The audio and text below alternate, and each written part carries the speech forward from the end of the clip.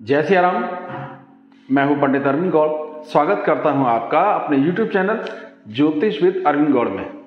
आज की चर्चा का विषय है शुक्र का राशि परिवर्तन। शुक्र 27 फरवरी से 31 मार्च तक मकर राशि में रहेंगे और उसका क्या प्रभाव होगा, यही सब समझने का प्रयास किया जाएगा।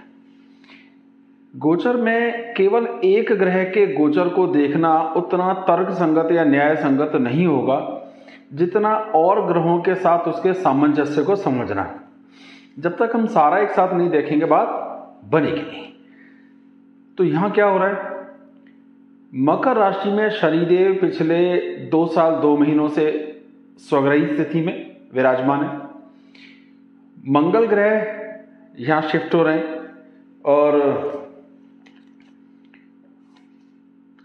26 फरवरी को ही वो यहां आ जाएंगे। तो मंगल भी वहां पर बैठे हैं अपनी उच्च राशि बना के। शनि स्वग्रही राशि, दोनों अपने अपने राजयोग बना रहे हैं। बुध भी वहां 7 मार्च तक रहेंगे, फिर वहां से हट जाएंगे और शुक्र उन्हें ज्वाइन करेंगे 27 फरवरी को। तो 4 ग्रह एक साथ हो गए 7 दिनों के लिए। 7-8 दिनों के बाद में बुध वहां से हट के कुंभ में चले जाएंगे और राहु की पूर्ण दृष्टि वहां पड़ रही है। तो जरा सा सिंपल शब्दों में समझने का प्रयास करते हैं बिना ज्यादा दिमाग लगाए कि भाई कैसे देखें। कुछ ग्रह हमारे यहां अच्छे समझे जाते हैं, जिनके अच्छे मतलब जोड़ने वाले, देने वाले, और कुछ ग्रह सेपरेटर समझे जाते हैं जो अलग करते हैं।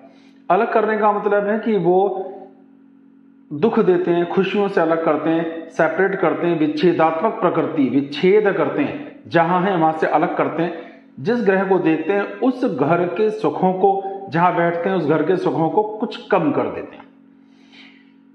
तो राहु भी ऐसा ही ग्रह है, मंगल भी ऐसा ही ग्रह है, शनि भी ऐसा ग्रह है। ये तीनों विच्छेदात्मक प्रकृति के हैं, ये सेपरेटर हैं। ये जहां भी बैठेंगे या अब जिस भी ग्रह के साथ बैठेंगे उसकी सामर्थ्य को कुछ हद तक कम करते हैं, अलग करते हैं।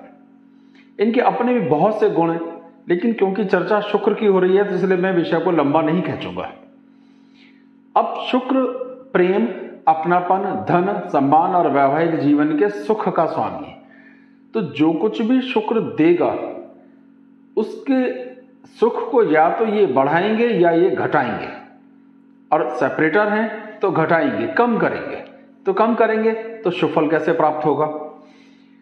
तो राहु की भी पूरी दृष्टि हो गई, एक सेपरेटर की स्थिति हो गई, शनि वहां पे बैठे हैं। सिर्फ अकेले शुक्र और शनि रहते तो ये अलग योग है, इसका प्रभाव बहुत अलग तरह से देखा जाता है। ये तो बढ़ाने वाला है, एक दूसरे को सपोर्ट करने वाला है। लेकिन मंगल और शुक्र का ऐसा नहीं है। ये जबरदस्त ऊर्जा है जिसका सही इस्तेमाल किया जाना जरूरी है, और यहां मंगल बहुत बलवान है। तो चलेगी मंगल की, यानी ज्ञान की, बुद्धि की, सोच की, सामर्थ्य की, शुक्र की नहीं चलेगी। राहु की दृष्टि आ गई, मंगल भी है, शनि भी है। कुल मिलाकर यहां जो प्रभाव देखने में आएगा वो शुक्र का ही आएगा कि उस पर 3 पापी ग्रहों का प्रभाव हो गया, मंगल, शनि, राहु का। आप इस फोटो में ये देख पा रहे हैं कि मैंने कैसे दिखाया मेष लगन का उदाहरण देकर। तो कहीं ना कहीं जहां भी शुक्र वीक होगा, कमजोर हालत मेंटेन करेगा, धन को बिलोंग करेगा, जीवन साथी को बिलोंग करेगा, वहां ये स्थितियां कमजोर हो जाएंगी। और जहां केवल स्टेटस से लेना देना रहेगा या कुछ और अलग स्थितियां होंगी, वहां ये लाभ देने वाला बनेगा। तो मेष लगन से शुरू करते हैं। अब देखिए, मेष लगन के लिए स्थिति यह है कि दशम भाव में जमघट हो रहा है। अभी बुध को हम फ्री कर देते हैं इस बातचीत से, क्योंकि वो 7-8 दिन के लिए केवल। तो यहां पर ये सारे ग्रह एक साथ बैठे हैं और बुध जो शुक्र है यहां पर शुद्ध रूप से अकारक होता है, वो बहुत ज्यादा सुख देने वाला यह नहीं है, अकारक है और दशम भाव में बैठा है। तो शुक्र का ये गोचर वैवाहिक जीवन के लिए दुखदाई होगा, धन के लिए दुखदाई होगा, संपदा के लिए दुखदाई होगा, इन सब चीजों पर। क्योंकि वो भाषा का भी कंट्रोलर है तो वो भाषा के लिए भी दुखदाई होगा। तो कहीं ना कहीं शुक्र का ये गोचर कोई विशेष लाभ मेष वालों को नहीं देगा। धन, भाषा, कुटुंब के साथ तालमेल की स्थितियां और वैवाहिक जीवन से संबंधित तनाव बढ़ने चाहिए, दुख बढ़ने चाहिए, स्थितियां बढ़नी चाहिए। धन की कमी की स्थितियां भी साफ साफ देखने में आनी चाहिए। तो मेष के लिए कोई बहुत अच्छी स्थिति नहीं बनेगी। मुझे उम्मीद है ये बात समझ आ रही होगी कि कैसे देख रहे हैं। मैं बहुत सिंपल शब्दों का इस्तेमाल कर रहा हूं। वृषभ लगन की बात करते हैं। जनरली लग्नेश अगर त्रिकोण में रहता है तो आमतौर पर बढ़िया असर करता है, और गोचर में वो जहां बैठा है वो 9वां घर, 9वें घर में स्थिति सेम, 2 ग्रह साथ बैठे हैं, पापी ग्रह 1 ग्रह देख रहे हैं। यह बहुत अच्छी स्थिति है। ये लाभ बढ़ाने वाला, धन बढ़ाने वाला, शत्रुओं को कमजोर करने वाला। थोड़ा सा इंपैक्ट अगर देखने में आए तो सेहत को लेकर देखने में आ सकता है थोड़ी दिक्कत, वरना शत्रुओं को, बीमारियों को, कर्जों को कंट्रोल करेगा, सामर्थ्य को इंप्रूव करेगा, लाभ बढ़ेगा, धन लाभ बढ़ेगा, भाग्य का यहाँ सपोर्ट मिलता हुआ दिखाई देगा। तो ये स्थिति यहाँ पे काफी सुकून भरी रहेंगी वृषभ वालों के लिए। छोटा मोटा नुकसान स्वास्थ्य का हो सकता है, ये जरूरी नहीं है कि हो, पर हो सकता है, बाकी कोई समस्या नहीं। मिथुन लगन की बात करते हैं। अब यहां पर स्थिति यह है कि वो त्रिकोण का स्वामी है, ठीक है, 5वें भाव का। अब 5वें भाव का स्वामी भी है, 12वें भाव का स्वामी भी है। 12वें भाव का स्वामी होकर के तो खर्चे उसने कम कर दिए, क्योंकि उसने खर्चों की स्थितियों को दबाव डाल दिया। शुक्र पर प्रेशर आएगा तो कहां दिक्कत आएगी, खर्चे घटेंगे। थोड़ा सा संतान की तरफ से देखने में आ सकता है, पर धन संग्रह की स्थितियां बढ़ती हुई दिखाई दे सकती हैं। तो कुल मिलाकर मिथुन वालों के लिए भी कोई बहुत खराब स्थिति नहीं आएगी। उनके लिए भी यहाँ पे धन लाभ होता हुआ दिखाई देगा, उसका भी लाभ होता हुआ समझ में आएगा। ये एक और अच्छी स्थिति हो गई। इसके बाद अब बात करते हैं कर्क लगन के हिसाब से देखते हैं, क्योंकि मिथुन में संतान को लेकर सही मौके, सही फैसले को लेकर 19-21 कुछ दिक्कत देखने में आ सकती है, लेकिन क्योंकि 1 महीने का पीरियड है, इसमें बहुत बड़ी गड़बड़ तो नहीं होगी, खर्चे कंट्रोल रहेंगे तो फायदा है। कर्क लगन की बात करते हैं तो अब ये जहां का कारक है वहीं पर सारे पापी ग्रह बैठे हैं, वही सारी दृष्टियां निश्चित रूप से वैवाहिक जीवन के लिए, प्रेम के लिए, सामंजस्य के लिए, ससुराल से तालमेल के लिए, रोजमर्रा की आमदनी के लिए और सुखों के लिए बुरा है। ये कोई शुभ लाभ यहाँ पे होता हुआ दिखाई नहीं देगा, इसका नुकसान यहाँ पे देखने में आएगा। तो ये बड़ी अच्छी स्थिति यहाँ पे मेंटेन टेक्निकली नहीं करेगा। जबकि यहाँ ये कारक है, अगर यहाँ ये रहता परमानेंट कुंडली में तो, लेकिन यहाँ क्योंकि सारे पापी ग्रहों का जमघट है तो गड़बड़ हो गया। यहाँ थोड़ा मान अपमान भी हो सकता है, कुछ प्रेम के फेलियर के कारण आप तनाव महसूस कर सकते हैं, ऐसी छोटी छोटी घटनाएं भी संभव हो सकती हैं। सिंह लगन की बात करते हैं, 6ठे घर में ये सारी स्थितियां बनती हैं। यहाँ पर कुल मिलाकर जो होगा वो शत्रु से तनाव बढ़ता हुआ दिख सकता है, क्योंकि आपके स्टेटस का कंट्रोलर और आपके एफर्ट्स का कंट्रोलर 3रे भाव और 2रे भाव दोनों की स्थिति यहाँ पे कमजोर हो जाती है। तो ये बहुत अच्छी स्थिति यहाँ पे बनती हुई नहीं दिखाई देती। तो सिंह लगन के लिए निश्चित रूप से ये खराब पोजीशन मेंटेन करे, बढ़िया नहीं है। कन्या लगन की बात करते हैं, 5वें भाव में बैठा है। जनरली 5वें भाव में बैठेगा, शुभ ग्रह है भाग्य का, यानी 9वें भाव का स्वामी है, अपने भाव से भाव, 9वें भाव से 9वें भाव यानी 5वें भाव में बैठा है। तो ये बड़ी अच्छी स्थिति है, धन के हिसाब से भी अच्छा है, धन से 4थे घर बैठा है, कोई खराब स्थिति नहीं है। तो धन बढ़ने का, संतान से संबंधित लाभ का, ज्ञान का, इन सब चीजों का लाभ यहाँ पे होता हो साफ साफ दिखाई देगा।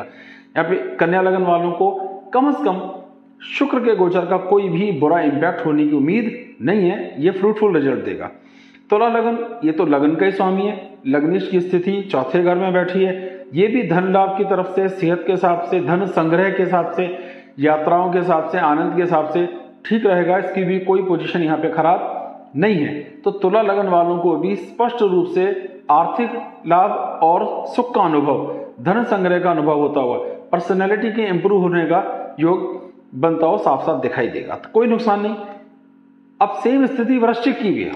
अब देखिए वृश्चिक के लिए स्थिति क्या है कि वो वैवाहिक जीवन के सुख का स्वामी पर बैठा है 3रे घर में।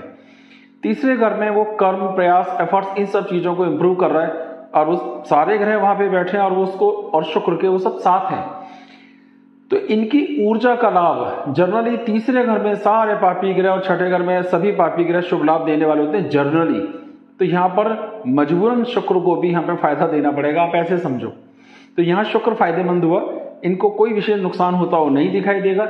लेकिन अगर आपका कुछ प्रेम या इस तरीके की कोई ऐसी चीज है जिसमें बदनामी हो सकती है, तो थोड़ी सावधानी की आपको जरूरत पड़ेगी, वरना गोचर के हिसाब से ये स्थितियां बिल्कुल ठीक है, इसमें कोई समस्या नहीं है।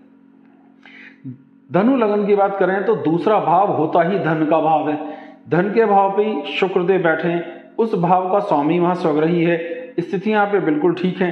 6ठे भाव से बैठ करके राहु भी दिख रहा है। तो ये भी धन लाभ होने का पूरा पूरा योग बनता है। इसमें ऐसी कोई विशेष खराबी होती हुई नहीं दिखाई देगी कि भाई धन का कोई नुकसान हो। आमदनी इंप्रूव होगी, शत्रु कमजोर पड़ेंगे, धन की स्थिति इंप्रूव होगी, तो लाभ ही लाभ है। किसी तरह का नुकसान मेरी तरफ से होता हुआ नहीं दिखाई देता है। तो धनु के लिए भी स्थितियां सुकून भरी रहने वाली हैं, आनंद भरी रहने वाली हैं। अब बात आती है मकर लगन की। अब लगन के अंदर ये सारे ग्रह बैठे हैं, फिर भी तमाम चीज होने के बाद भी एक विशेष बात देखने में आएगी। जो इनकम का कंट्रोलर है वो भी लगन में है, लगन का कंट्रोलर भी लगन में है, चौथे भाव का कंट्रोलर लगन में है, तो कम से कम 2 केंद्र और 1 त्रिकोण का स्वामी लगन में। ये शत्रुओं के नाश के लिए बहुत बढ़िया स्थिति बनी। तो यहाँ धन का भी लाभ हो रहा है, आमदनी का भी लाभ हो रहा है, सारी स्थितियां ठीक हैं। कोई नुकसान किसी भी हालत में इस गोचर का प्रभाव नेगेटिव देखने में नहीं आएगा, बिल्कुल पॉजिटिव देखने में आएगा। बहुत बढ़िया स्थिति है। कुंभ लगन की बात करते हैं तो कुंभ लगन की स्थिति यह है कि शुक्र 12वें घर में। जनरली 12वें घर में सभी ग्रह अच्छे असर नहीं करते, पर शुक्र 12वें घर में अच्छा असर इसलिए करता है क्योंकि एक ज्योतिष का नियम है कि जिस भी भाव या ग्रह से शुक्र 12वें बैठा हो, उस भाव या ग्रह की सामर्थ्य को बढ़ा देता है। उसकी सामर्थ्य को शुक्र के आशीर्वाद से ग्रोथ मिलती है। तो यहाँ लग्नेश को भी ग्रोथ मिल रही है, लगन को भी ग्रोथ मिल रही है, शनि को भी ग्रोथ मिल रही है, और जिस भाव में बैठा उसके भी स्थितियां इंप्रूव हो रही हैं। 12वें घर में खर्चे बढ़ते हैं और इन पापी ग्रहों के कारण वो खर्चे कम होने चाहिए। शुक्र के कारण वो जो स्थितियां वो कम होनी चाहिए, तो खर्चे घट जाएंगे। तो कुछ हद तक अगर हम देखेंगे तो इनके लिए भी धन आमगन का योग बड़ा सुंदर बनेगा, कोई नुकसान की स्थिति नहीं। अब आखिरी आ जाती है मीन लगन। यहाँ 11th हाउस में सारा जमघट होगा ग्रहों का।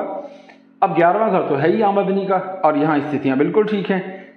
यहाँ पे शुक्र अशुद्ध है, बिल्कुल एक तरह से अकारक है। उसके बाद भी क्योंकि 11वें घर में ये सारी स्थितियां हैं और गोचर में जनरली सारे पापी ग्रह तीसरे, छठे, 11वें में और आमतौर पर 10वें में अच्छा प्रभाव करते हैं, तो इस लिहाज से इसे बहुत अच्छा समझा जाना चाहिए। तो लमसम सारी लग्नों में ध्यान दें तो केवल 3 लग्न ऐसे हैं जिनमें बहुत अच्छी प्रभाव आने की उम्मीद नहीं है, जिसमें से एक हो गया आपकी मेष लगन, कर्क लगन और सिंह। तो मेष, कर्क और सिंह, इन 3 लग्नों में प्रभाव थोड़ा कम अच्छा, और बाकी 9 लग्नों पे इस गोचर का बहुत सुंदर योग, धन योग बनता हुआ स्पष्ट रूप से दिखाई देता है। शुक्र के बीज मंत्रों का जाप किया जा सकता है जिन 3 लग्नों राशियों के लिए खराब है। सफेद या मीठी चीज का कुछ दान दिया जा सकता है, इससे थोड़ी राहत बनाई जा सकती है। और ज्यादा फिक्र की बात नहीं है, 30-32 दिनों की बात है, तो ज्यादा टफ नहीं होगा। आपकी अपनी कुंडली में भी ग्रहों की परिस्थितियों का एक असर होता है। ऐसा नहीं है कि गोचर 100% लागू होता है। आपकी जन्म कुंडली में ग्रह हैं, दशाएं हैं, अंतर दशाएं हैं और 100 बातें हैं, तो मिला जुला कर सबका असर होता है। तो आज का वीडियो यहीं खत्म करते हैं। हमारे चैनल को सब्सक्राइब कीजिए, वीडियोस को लाइक कीजिए, आगे शेयर भी कीजिए पॉसिबल हो तो। और अगर आप अपनी जन्म कुंडली दिखाने के लिए संपर्क करना चाहें तो मेरा व्हाट्सएप नंबर नीचे दिया है, आप संपर्क कर सकते हैं। और जो भी बात आप जानना चाहेंगे वो फ़ोन पर आपको बताई जाएगी, और कितनी फीस और किस तरह देनी है वो सारी जानकारी आपको संपर्क करने पर दे दी जाएगी। बहुत बहुत धन्यवाद। जय सिया राम।